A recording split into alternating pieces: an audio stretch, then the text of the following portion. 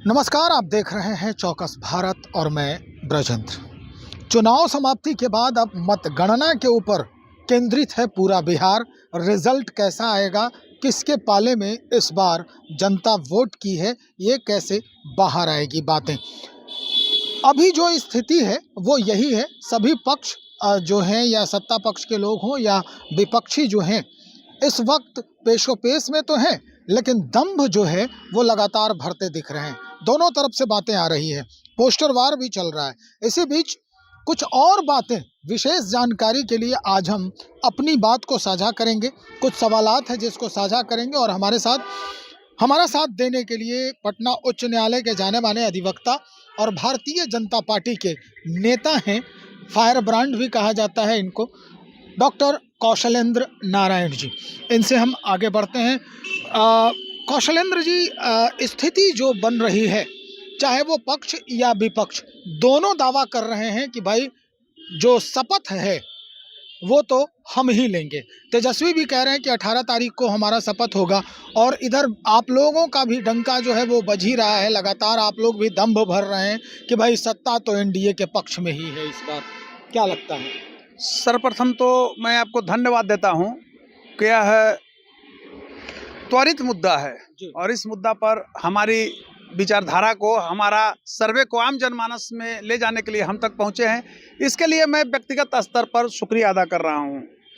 मिश्रा जी, आप वरिष्ठ पत्रकार हैं, खोजी पत्रकारिता करते हैं और मैं आपको बहुत लाइक करता हूं, पसंद करता हूं कि आपने यथार्थवादी पत्रकारिता का एक रूप दिया है नौजवानों को बीच में। तो मैं कहना चाहता हूं, अभी आपने एक शब्द बोला, बहुत अच्छा लगा मुझे, कि लोग कहते हैं कि हमारी भी सरकार बनी, हमारी भी सरकार बन रही है। आप जिस विधानसभा में गए होंगे उसमें 20-20 भी उम्मीदवार खड़े हैं, कोई ऐसा कह रहे हैं कि हम नहीं जीत रहे हैं? नहीं, सब लोग कहते हैं।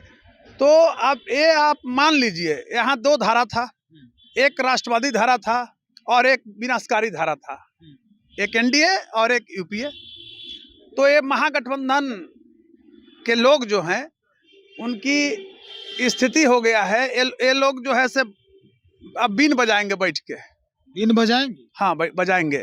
इनको तो अब कुछ रहा नहीं, तो जातिगत भाव को उभारेंगे, धार्मिक उन्माद फैलाएंगे, लेकिन इनके लिए व्यवस्था भी कल करके रखा हुआ है। आपको मैं स्पष्ट रूप से कह रहा हूँ, ये लिख लीजिए।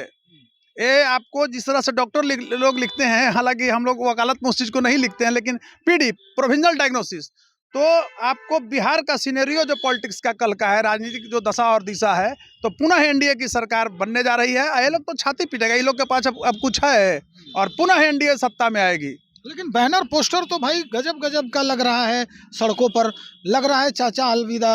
एक तरफ जदयू के सामने लगा हुआ है कि टाइगर अभी जिंदा है।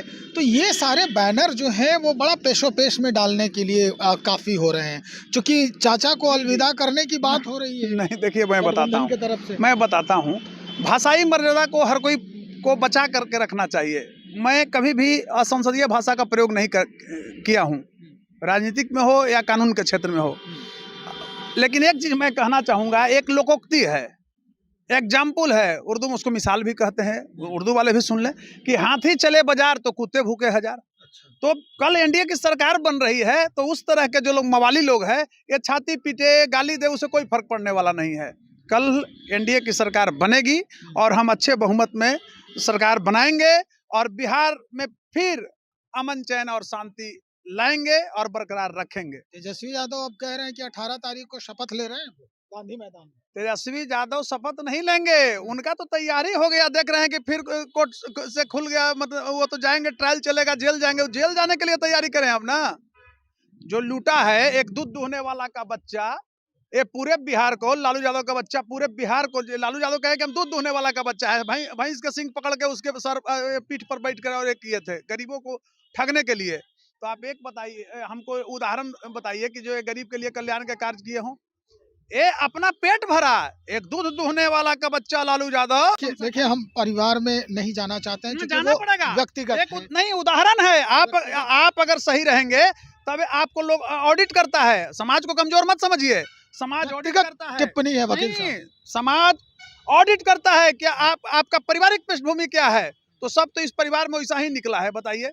8वां पास 9वां पास एगो भाग गया, उन्ने उन्ने भगा दिया बेचारा। बीजेपी के ऊपर आरोप ये भी है कि भाई आप जो है नीतीश कुमार को जो है डायलेमा में रखते हैं, आप बरगलाते रहते हैं। क्यों? क्योंकि अभी तक सीएम चेहरा के रूप में उन्हें प्रोजेक्ट नहीं किया। बहुत अच्छा बोले। तो नीतीश जी कोनो आज बीजेपी में हैं, शामिल हो करके सरकार चला रहे हैं गठबंधन से, तो आज आए हैं। 20 साल से चल रहा है, 18 साल से। तो आप भी बताइए कि नीतीश जी का इतना ब्रेन नहीं था कि बीजेपी उनको बरगला करके रख रही है। ये तो जो कह रहा है वो मेंटल है, वो मेंटल डिरेल्ड हो गया है, समझ रहे हैं। तो इस तरह के दे रहा है पब्लिक में बने रहने के लिए, बहुत कुछ गाली भी दे रहा है। देख रहे हैं कितना असंसदीय भाषा का प्रयोग कर रहा है। कल देखिए, परसों की घटना है, 11 तारीख की घटना है कि यही चौरी थाना तरारी विधानसभा क्षेत्र में दुलमपुर एक गांव है।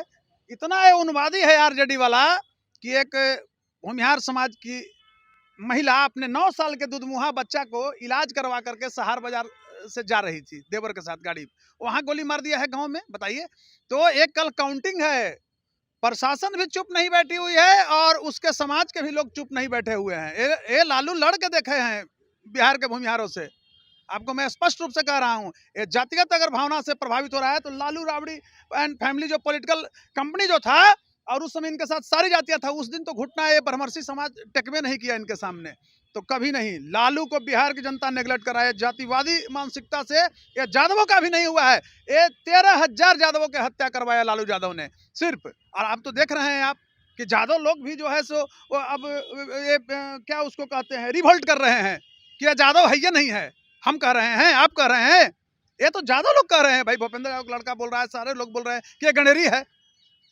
तो अब इनका भी दिन लद गया बिहार से, और स्थिति जो है अब इनको अंदर जाएंगे और सारा व्यवस्था इनका हो गया है। और ये सरकार में क्या आएंगे, सजावता आदमी सरकार चलाएगा। मतलब आपको पूरा उम्मीद है कि आप सरकार चलाएंगे? एकदम चलाएंगे, यहाँ एनडीए की पुनः सरकार बनेगी। अब मैं मुख्यमंत्री कौन होगा इससे उनको क्या मतलब है, मुख्यमंत्री तो एनडीए ना बनाएगी भाई। कल जिसका बहुमत आएगा विधायक लोग चुनेंगे, सरकार चलेगी। नीतीश कुमार बनेंगे ना? अब ये तो हमारे पार्टी का शीर्ष लोग न जाने, और आदरणीय नरेंद्र मोदी जी जाने, अमित शाह जी जाने, और बिहार के जो विधायक जीत करके आ रहे हैं वो जाने।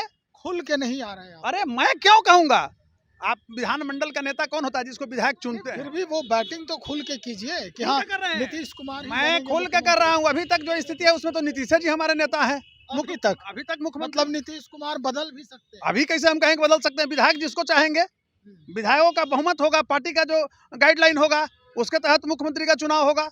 बहुत शुक्रिया भाई। डॉक्टर कौशलेंद्र नारायण जो इस वक्त पटना उच्च न्यायालय के जाने माने अधिवक्ता भी हैं और भारतीय जनता पार्टी के नेता भी हैं, स्पष्ट कर दिया। हालांकि पेशोपेश में है, ऊहापोह की स्थिति अभी भी बरकरार है सीएम चेहरे को लेकर।